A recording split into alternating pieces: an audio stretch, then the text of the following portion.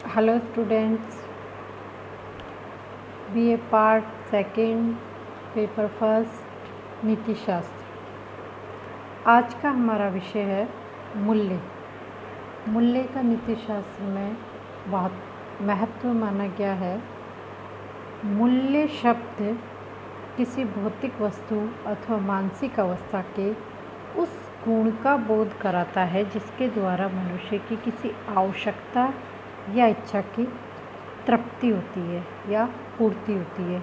इस परिभाषा के अनुसार मनुष्य के लिए उन सभी वस्तुओं तथा मानसिक अवस्थाओं का कुछ न कुछ मूल्य अवश्य है जिनके द्वारा उसकी इच्छाओं एवं आवश्यकताओं की पूर्ति होती है। इस प्रकार मूल्य अंततः मानवीय आवश्यकताओं एवं इच्छाओं पर ही निर्भर है, क्योंकि इनके अभाव में मूल्य की कल्पना निरर्थक और असंभव है।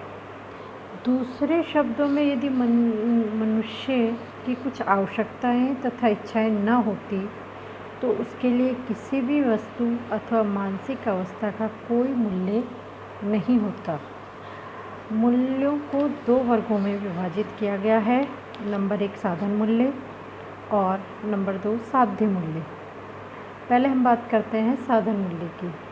साधन मूल्यों को परत मूल्य भी कहा जाता है। उन सब वस्तुओं के मूल्यों को साधन मूल्य कहा जाता है जो अपने आप में शुभ न होकर किसी अन्य वस्तु के साधन के रूप में ही शुभ होती है। उदाहरण के लिए भोजन, वस्त्र, मकान, धन संपत्ति तथा अन्य सभी भौतिक वस्तुएं अपने आप में शुभ नहीं हैं। वे स्वास्थ्य, जीवन रक्षा तथा सुख के लिए आवश्यक साधन होने के कारण ही शुभ मानी जाती है। इन साधन मूल्यों को शारीरिक मूल्य तथा आर्थिक मूल्य भी कहा जाता है, क्योंकि ये मनुष्य की शारीरिक और आर्थिक आवश्यकताओं की पूर्ति करते हैं। इन साधन मूल्यों का मनुष्य के लिए विशेष महत्व है, क्योंकि ये उसके सुख, स्वास्थ्य और जीवन रक्षा के लिए अनिवार्य मूल आधार है। साध्य मूल्य ही नहीं अपितु मनुष्य का संपूर्ण अस्तित्व भी अंततः इन्हीं साधन मूल्यों पर निर्भर है। अब हम बात करते हैं साध्य मूल्यों की। साध्य मूल्य को स्वतः मूल्य भी कहा जाता है। भौतिक वस्तुओं के विपरीत मनुष्य की कुछ मानसिक अवस्थाएं किसी अन्य वस्तु के साधन के रूप में शुभ न होकर अपने आप में शुभ तथा स्वतः साध्य होती हैं। ये मानसिक अवस्थाएं अपने परिणामों के कारण शुभ नहीं मानी जाती, अपितु स्वतः साध्य और अपने आप में वांछनीय हैं। ऐसी स्वतः साध्य मानसिक अवस्थाओं से संबंधित मूल्यों को साध्य मूल्य कहा जाता है। साध्य मूल्य पूर्णतः परिणाम निरपेक्ष होते हैं, अर्थात मनुष्य के लिए इन मूल्यों का महत्व इनके परिणामों के कारण नहीं, अपितु इनकी अपनी उत्कृष्टता के कारण है। इसी कारण इन साध्य मूल्यों को ही उच्चतम मूल्य मानते हैं।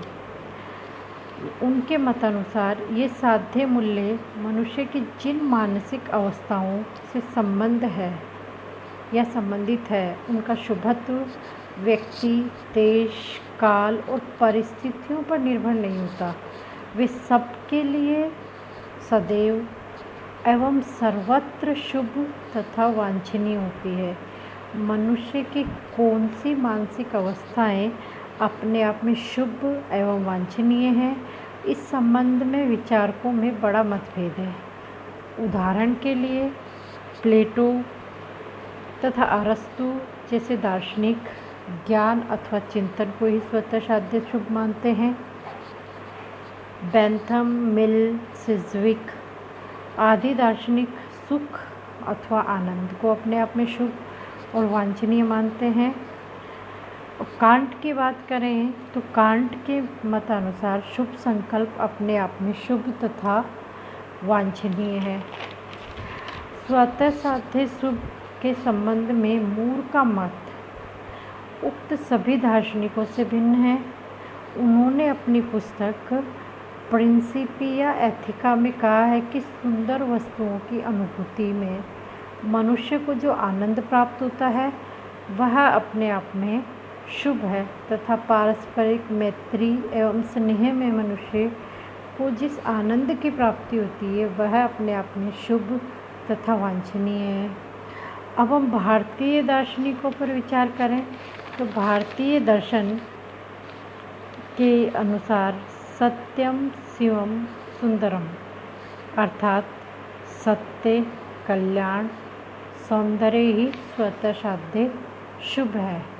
सत्यम शिवम सुंदरम को भारतीय दर्शन में परम मूल्य या स्वतः साध्य शुभ के रूप में स्वीकार किया गया है। धन्यवाद।